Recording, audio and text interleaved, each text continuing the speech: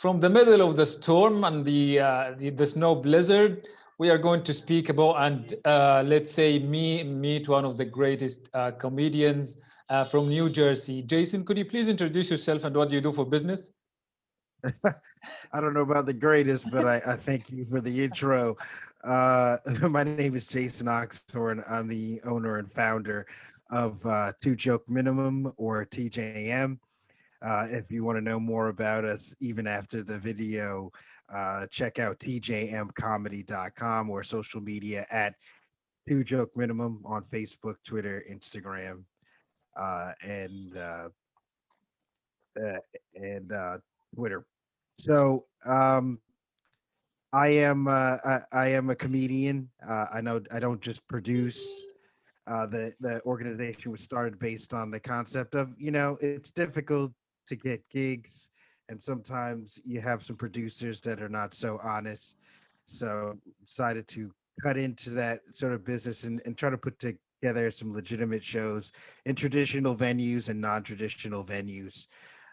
And right now during the pandemic, we're doing obviously a lot more online stuff, and we host open mic every Monday and Thursday. That's tonight, 8:30 Eastern Standard Time, and it's a feedback mic where we go over our material for 5 minutes, and if you'd like, we uh, give some notes and suggestions on how to make your material better, sort of like a group effort.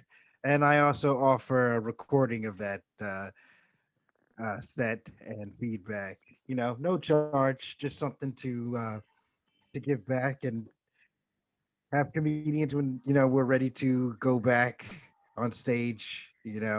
Make our jokes better. Yeah, that is a lot to take at one step. So let's go step by step here. My first question is, why did you decide, or why did you and your group decide to start your own business? Like I said, there was just a lot of pay to play, culture, and a lot of people just using that culture to take advantage of comedians and performers. Um, the concept of two joke minimum was to uh, make it a level playing ground, not only just for the comedian but the venue and the guest, because the guest is also most important. Without the guest, you have no show. You're just standing there telling jokes. You might as well just do that in your bathroom in the mirror. So yeah, that whole mantra came behind trying to make this a community based venture. So my next question here, like you mentioned, trying to give more ground and more opportunity for original shows.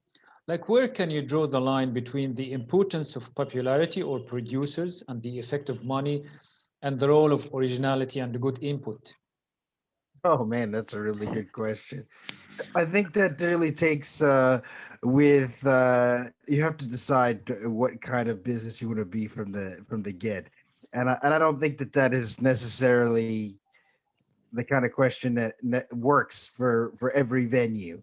I think that you have to assess what you expect to gain from each venue, whether it's a bar show or a restaurant show or in a comedy club, because they don't function the same way.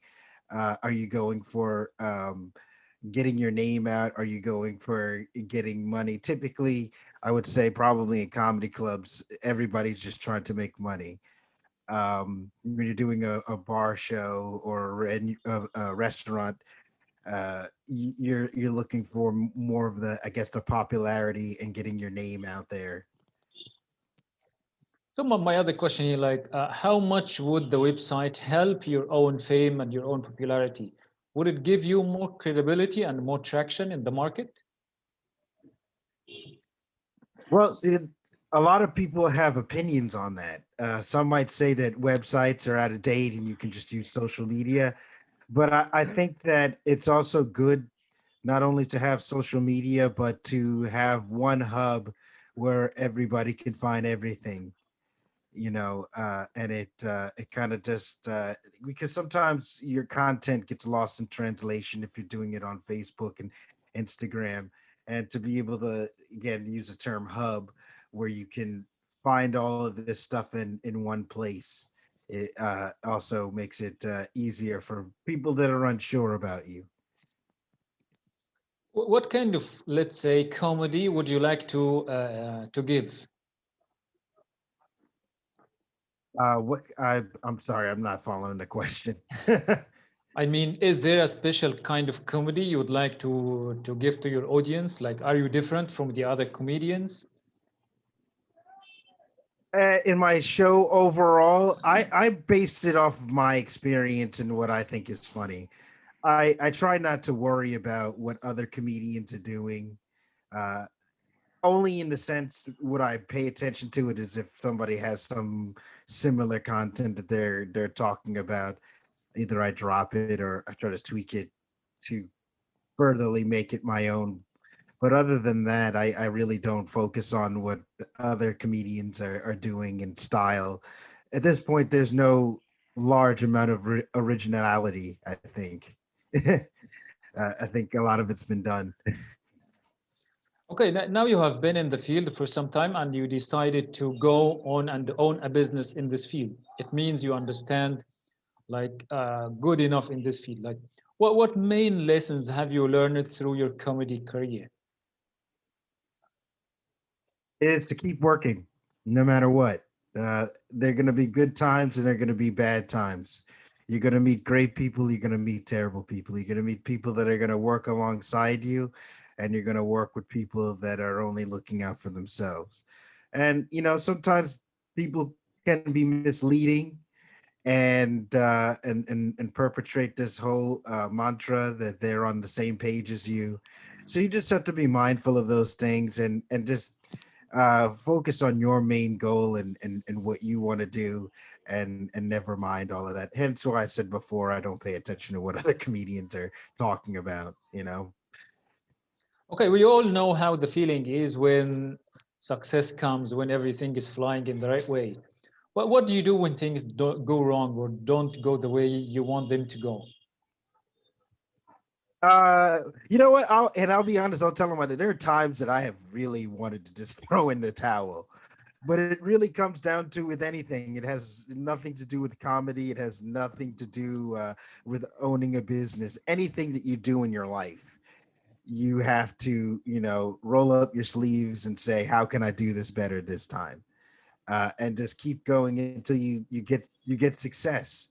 Um, and don't give up on any concepts. There are no throwaway ideas. It's just about how you execute it that really makes the difference. I always believe in the great saying of, in order to get something you never had, you have to do something you never did.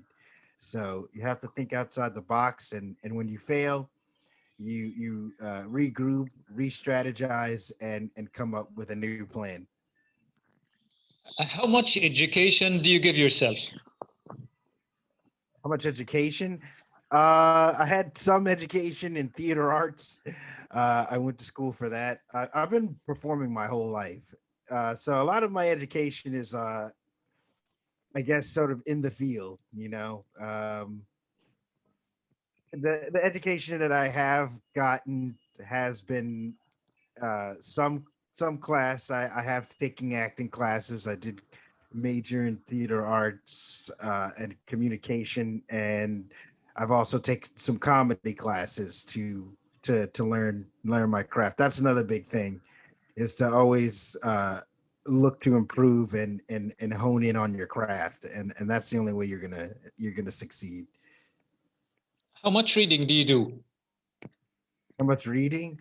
It depends on what I'm not the big graphic novel reader, or I usually try to read something that I get something out of the content, uh, whether it be political or scientific or medical. I was weird in high school. I used to love reading like uh, psychological journals and sociology and study of people. I think it all ties in with the acting and the comedy is just the understanding of people. And where do you think you can go next? What are your plans? My plans is to continue on doing what I'm doing and really not holding myself down to any major expectations except for when I come up with, the next idea or coming across with somebody and pooling our resources together. I'm big on networking. So usually that's how my next plan comes from, is the idea that comes to me, or if I get involved with a group of people who are like-minded like me, and we come up with an idea or a concept or project. That's how I usually plan my next move. Okay, now it's your time for your show. I'll just say, okay, everybody, just get ready. Jason is on the microphone. Start, Jason. It's your time. All right, so my name is Jason Oxhorn. I'll tell you a little bit about myself. Um, I come from a very small town in New Jersey, which happens to be very small and very redneck. Let me explain to you how redneck this town is. We had to have a public service announcement to not eat squirrels. That's a true story. Um, at what point do you say, you know what, maybe eating squirrels is not a good idea? Should they have a sign on the highway or on the road next to like the speed sign saying, hey, don't eat squirrels? Like, I feel like you shouldn't have to be told, like, how redneck do you have to be? And then I was thinking, like, if you were going to use a spice for squirrel, what kind of spice would you use? I mean, in order to eat it, like, I'm not saying I would love to eat squirrels, but if you were going to use a spice, would it be like oregano? Would it be thyme? I imagine if there was a cooking show and it was Gordon Ramsay, he'd be yelling at the cooks, no, you don't use the oregano, you use thyme. You use cilantro. Get out of here, you're a moron. Get out of here, you're fired. Um, but if I was going to use a spice personally, it'd probably be cayenne. I'm African American. We love spicy food. Um, uh, but I wouldn't need squirrel. It was a very interesting thing to live in this town. I was always afraid to get into a car. I felt like the anthem was "It's all right because we're drinking Bud Light. Truck is broken and I'm beating my wife. Bud Light." You know, uh, I, and I had a nickname. It was Sammy Sosa in high school. I always got the baseball player. For those of you that aren't familiar, he got busted for using steroids, and so did Mark McGuire. And they thought that I looked like him. But every individual that came in contact with me always thought that they were the first person to come up with this nickname for me. Like, Jason, you know who you look like? You know who I thought you looked like the first time I met you? Sammy Sosa. And in my mind, I'm thinking, who would you think I look like? Sammy Sosa before the roid rage? Like, I don't know, man. Dating was tough for me. I felt like if there was a song for that, it'd be like, hey, look there. He's black. I don't want that. Little Disney for you. I do like to sing a lot. I don't know if anybody's ever seen the Leaving Neverland documentary. I didn't. For those that have seen it, I think you should also go to jail. Anyway, that still supports. Like, I still can't listen to Michael Jackson, and here's why: because there had to have been some sort of like red flags. I think uh, the producers pulled him aside and said, "Michael, you got to do something with this." And I'm gonna sing one of the songs for you that got flagged, and it went a little bit like this. You are so young and tender. I bet you don't even know of your own gender. There's a thing about those hairless little boys that make me scream and jump for joy. And that's when Quincy Jones was like, nah, man, you got to rewrite those lyrics, man. Like, this is not going platinum. As you can see, that my material does not get me laid. I actually had someone recently say to me, Jason, you look like someone that masturbates every day. And I was mad. Like I was mad. I was so offended. But I was more mad. You ever been so mad you that you realize there's some truth to what the person's saying to you? Like I guess the crust on my jeans gave that away, huh? Get your mind out of the gutter, people. I was talking about pizza crust because I'm fat. I love eating. So thank you guys for listening to my crazy thoughts inside my head. My name is Jason Oxhorn, and please, if you love my comedy and you want to learn more about comedy, go to tjmcomedy.com. There's a lot of funny comedians besides myself on that website. That's more than awesome and more than a great note to end today's show with. It has been amazing and more than interesting talking to you. Thank you so much for that indeed, Jason. Thank you for having me. It's great. Thank you for reaching out, man.